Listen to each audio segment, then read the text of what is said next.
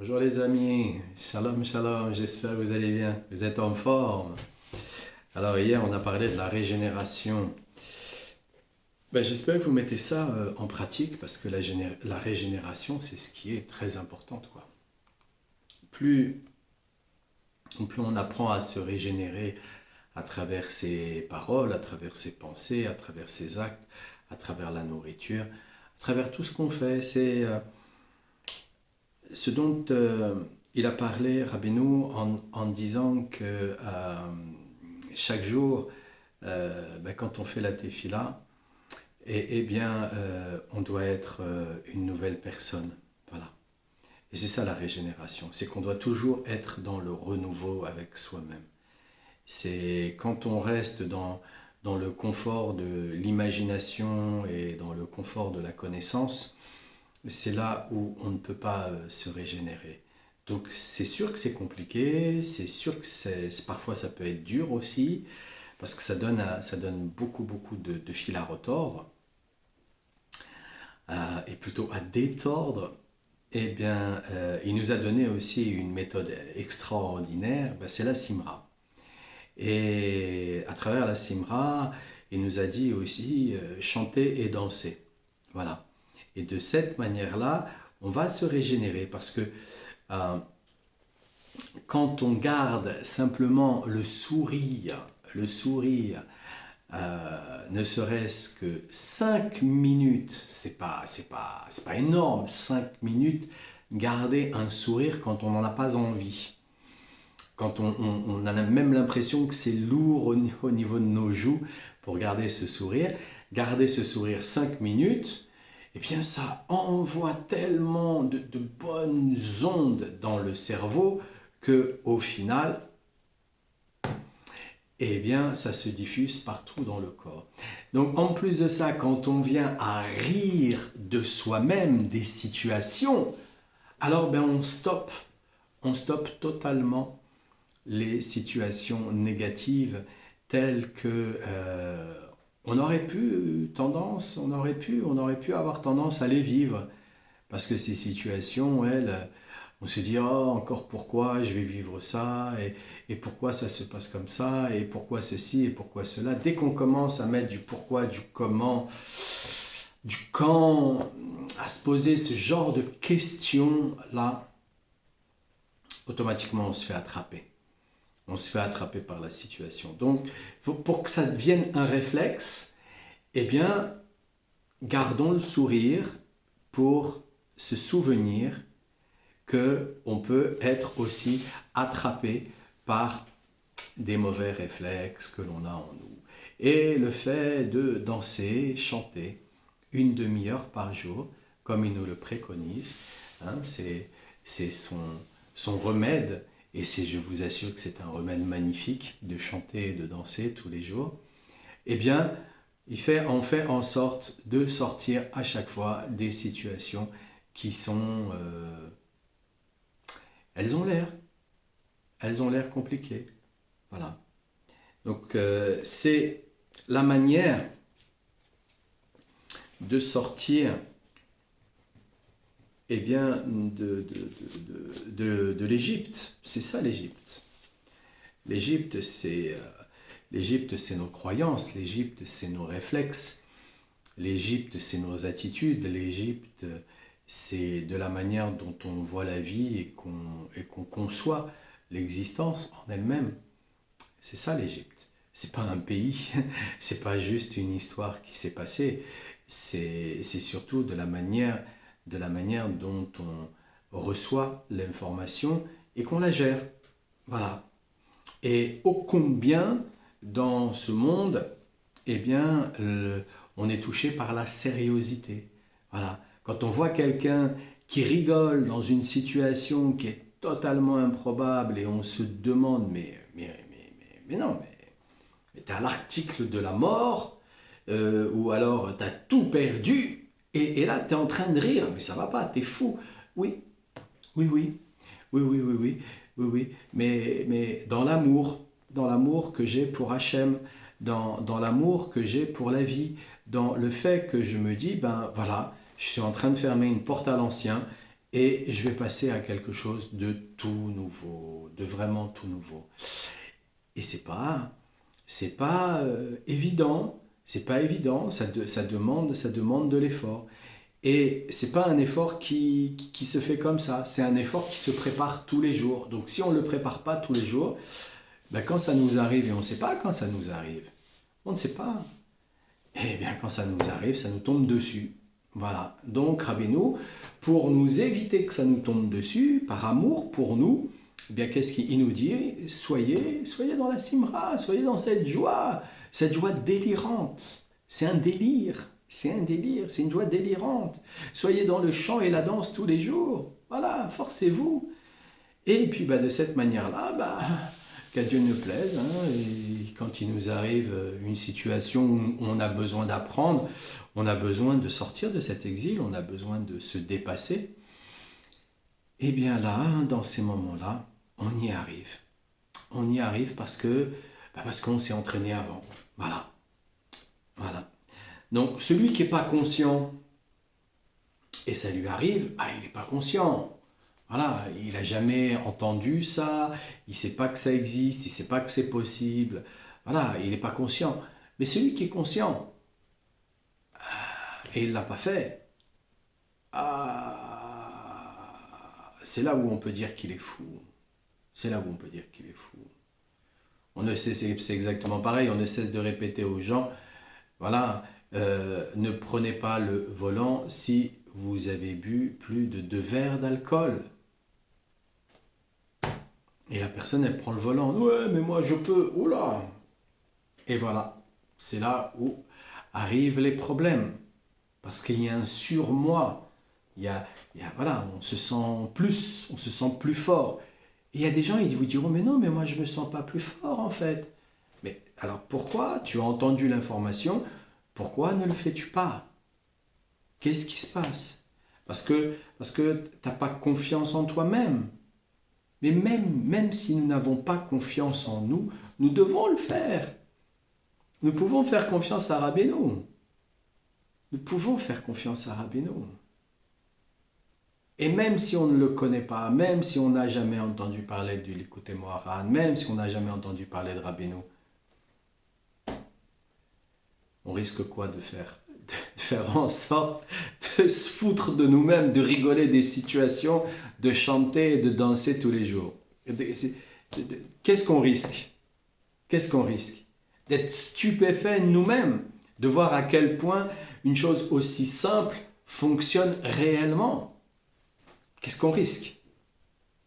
Qu'est-ce qu'on risque? Que les autres nous jugent et disent « Ouais, il est complètement marteau celui-là, il est en train de danser n'importe comment, il chante, c'est même pas ce qu'il chante, on ne comprend pas. » Et en plus de ça, il rigole des situations qui sont les moins marrantes qui existent. Il est complètement marteau. C'est tout ce qu'on risque. C'est tout. C'est rien. C'est rien du tout. C'est rien du tout. Vraiment rien du tout. Donc, si on veut sortir de cet exil, c'est-à-dire de notre folie, on est esclave de notre folie, esclave de nos incompétences, esclave de notre incohérence, esclave de notre propre mensonge. Si on veut en sortir, c'est comme ça. Voilà. Le reste,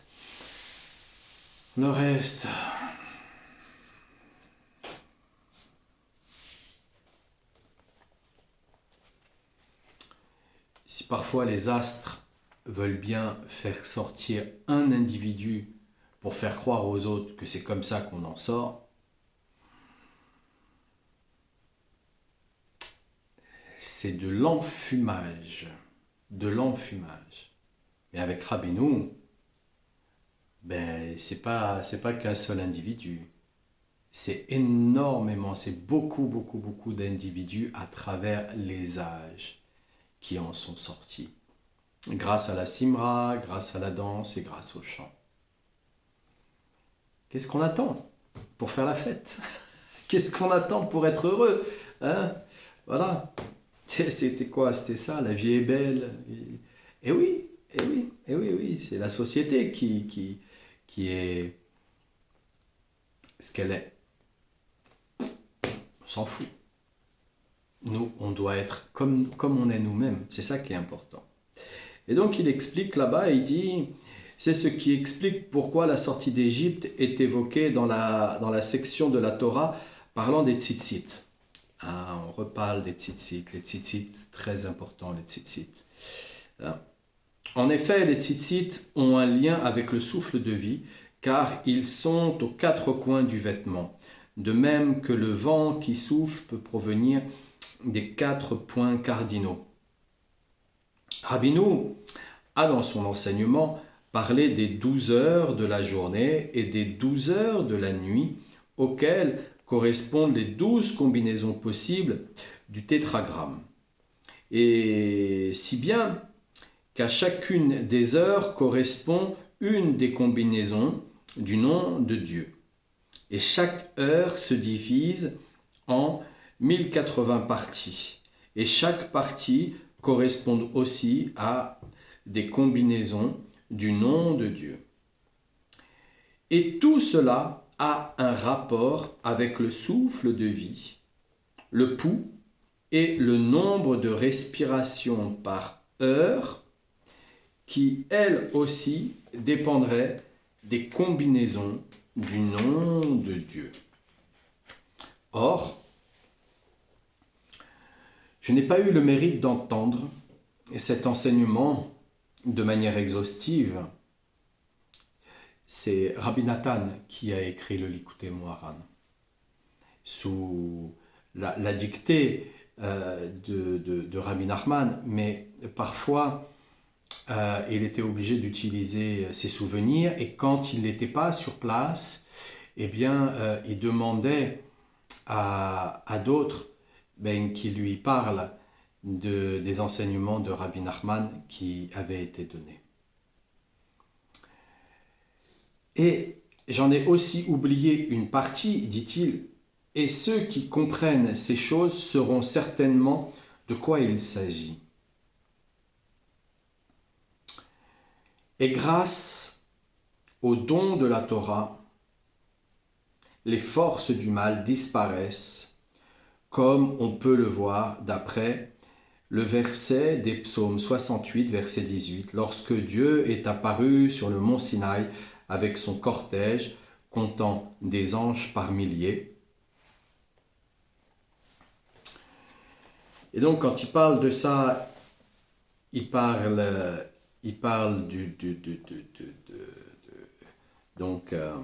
des anges par milliers. Et en effet, quand il vient parler du mot, le mot millier, ça renvoie au chef des saves. Et le mot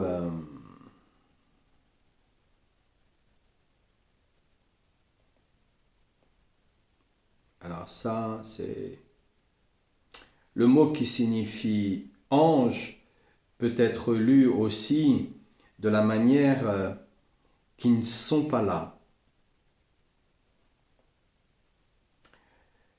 Pourquoi? Quand on voit qu'il nous parle que le nombre de respirations par heure dépendrait des combinaisons du nom de Dieu. Et quand il nous parle de ça, et qui nous dit, grâce au don de la Torah, les forces du mal disparaissent. Il nous parle d'une chose qui est très importante, c'est que dans la Tefila, dans Shararit, dans Mincha, dans Arvit, on a les noms de Dieu. Et les différentes combinaisons des nombres de Dieu qui viennent être prononcés dans ces 3 Tefila nous permet justement de nous libérer des forces du mal. Pourquoi? Parce que en les prononçant, on vient souffler le nom de Dieu. Et en soufflant le nom de Dieu, on vient mettre en dehors de notre chemin les forces du mal qui pourraient éventuellement être présentes. Alors c'est vrai que quand on fait un tikkun haklali, à Ratzot, on va avoir le privilège de protéger sa journée, mais on ne va pas la protéger entièrement. Ce qui va nous permettre de la protéger entièrement, c'est de répéter, de répéter, de répéter. Parfois, dans certaines situations, on n'est pas véritablement sûr de la situation en elle-même. On n'est pas sûr de notre voyage, on n'est pas sûr de pouvoir avoir notre train, avoir notre avion, on n'est pas sûr de notre voiture, on n'est pas sûr du rendez-vous qu'on va pouvoir avoir. On n'est pas tout seul en fait. Il y a plusieurs combinaisons qui viennent s'associer à notre chemin. Alors on aura peut-être fait le tikkun durant la nuit, et déjà ça c'est une très très grande base, mais ensuite, avant d'aller à notre rendez-vous, avant de prendre notre route, avant de prendre notre avion ou de prendre notre train, avant d'aller rencontrer une personne importante pour faire une affaire ou pour un travail ou ce genre de choses. C'est là où on doit le répéter. C'est là où on doit faire certaines prières pour prononcer le nom d'Hachem, pour que justement les forces qui pouvaient être là, parce que la personne, on ne sait pas qu'on va rencontrer, on ne sait pas dans quelles conditions elle est, parce que la situation, on ne sait pas dans quelles conditions elle a été construite, parce que notre véhicule, on ne sait pas non plus dans quelles conditions il a été construit. Il y a plein de données qui restent des données totalement, elles sont en suspens. Et on peut éventuellement les découvrir avec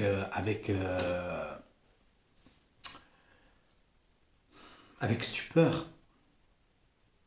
Donc pour éviter d'aller dans des embrouilles où on n'en aurait pas besoin, alors il nous explique très fortement, Rabbi Nachman, il nous explique très fortement que le fait de répéter, eh bien, ça chasse, ça les chasse, ça les chasse.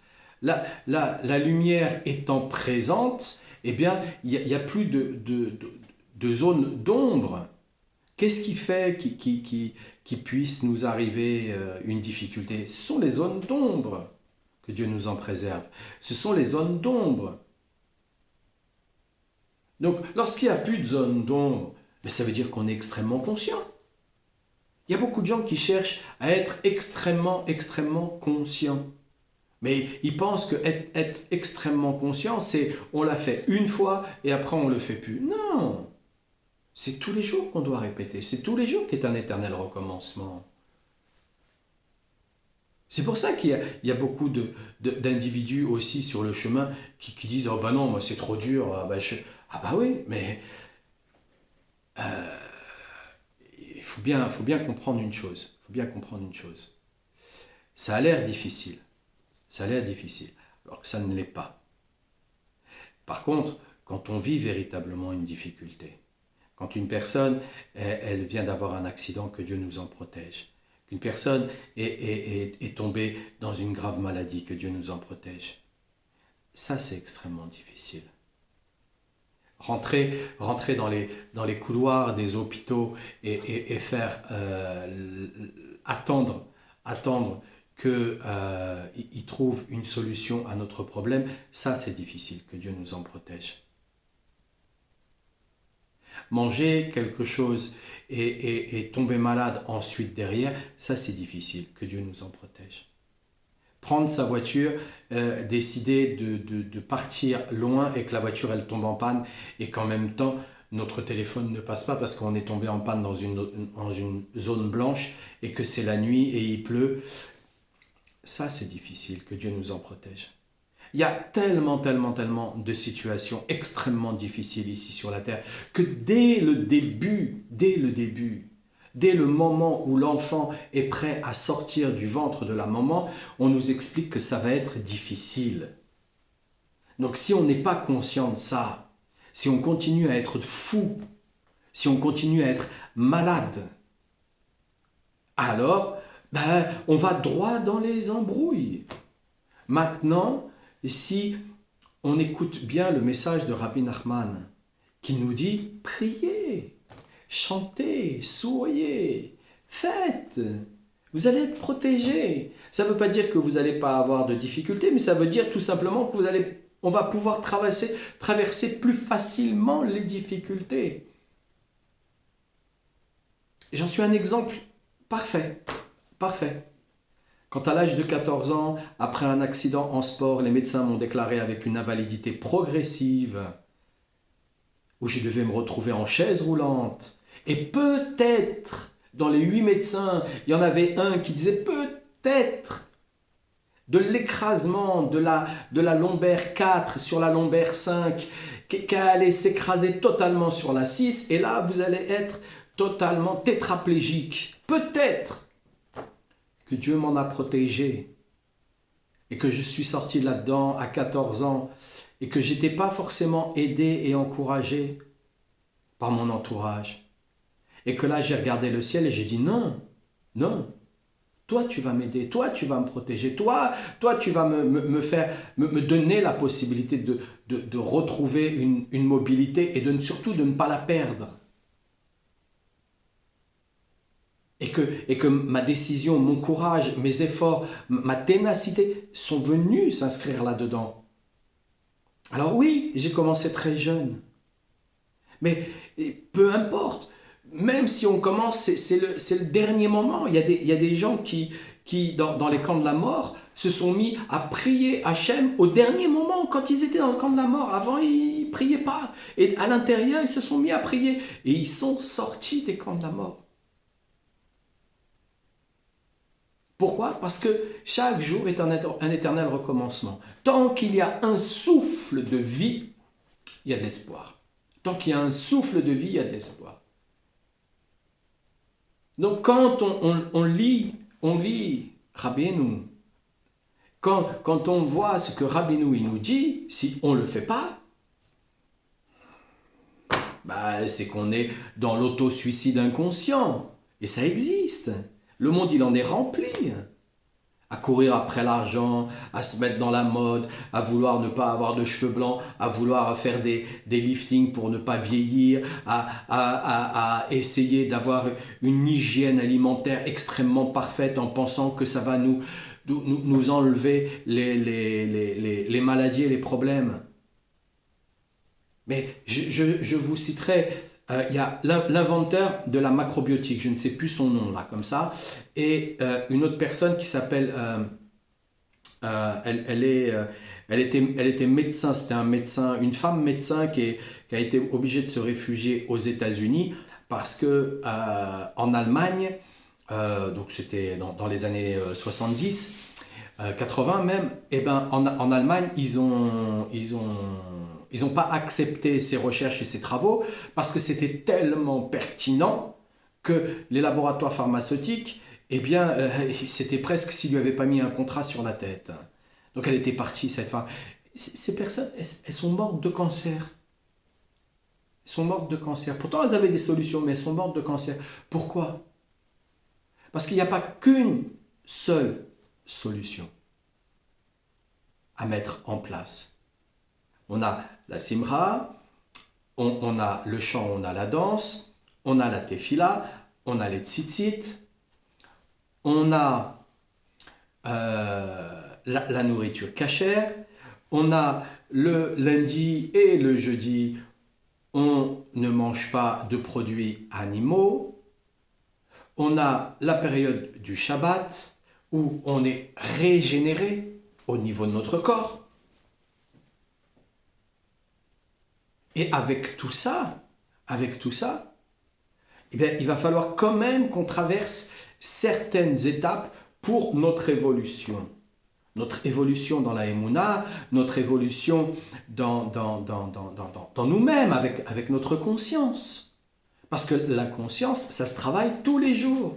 C'est pas juste une fois. On ne pénètre pas dans la bina et après, ça y est, c'est bon.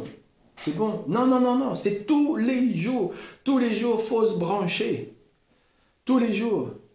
Et plusieurs fois par jour, il faut se brancher.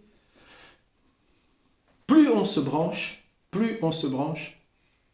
moins on a envie, moins on est attiré, moins on attire vers nous. Parce que la lumière, elle attire forcément des choses complexes. Forcément.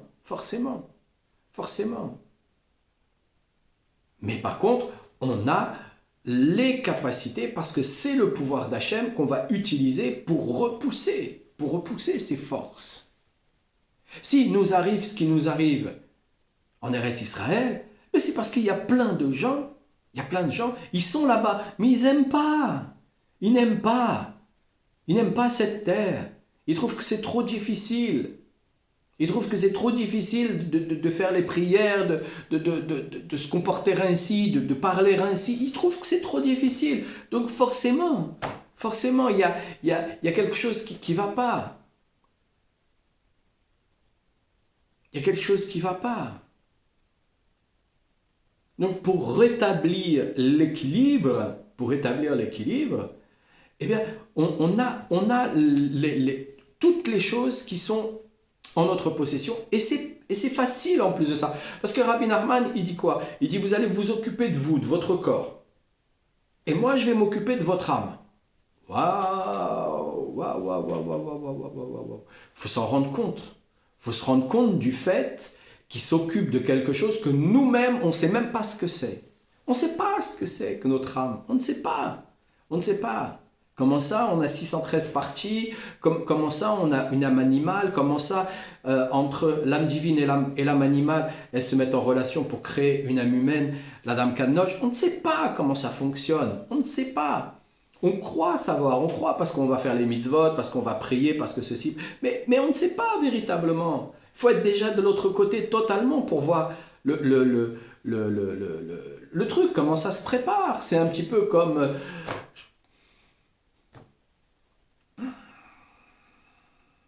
on a tous des pneus de voiture. Mais on ne sait pas comment ils sont fabriqués dans l'usine. On n'en sait rien.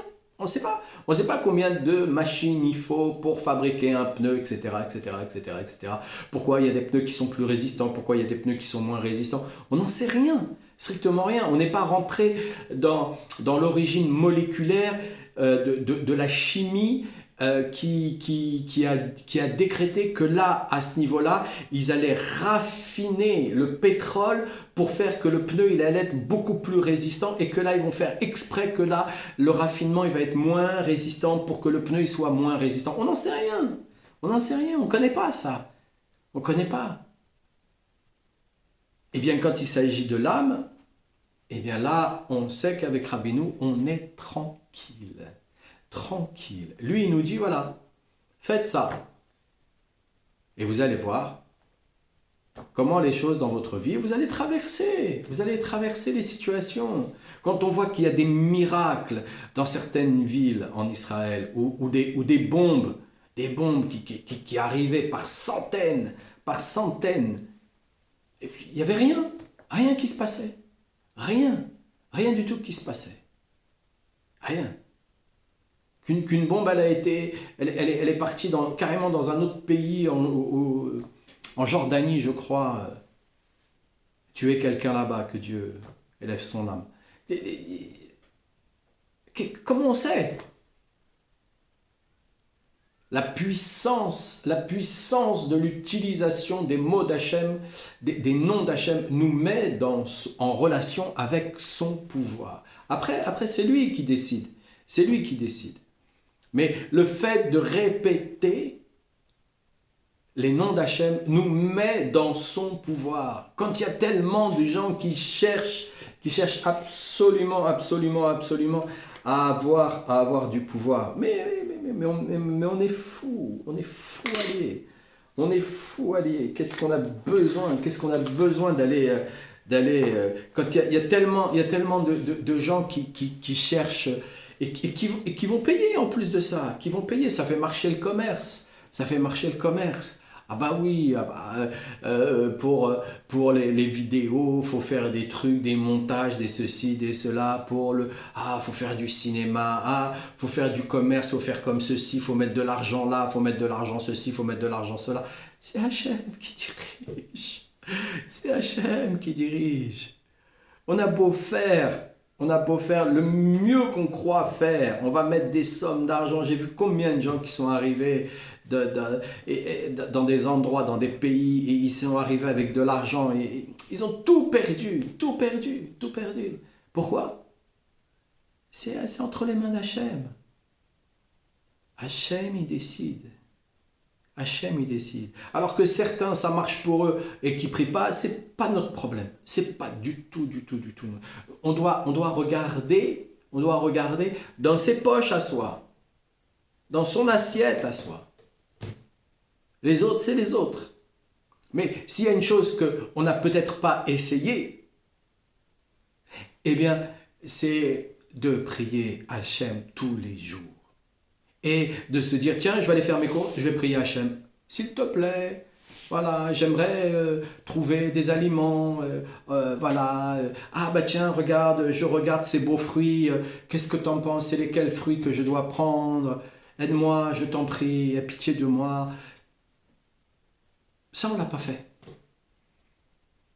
Alors si on ne l'a pas fait, et qu'on continue à rester comme on est, il y a quelque chose qui ne fonctionne pas là. Donc il faut le faire fonctionner.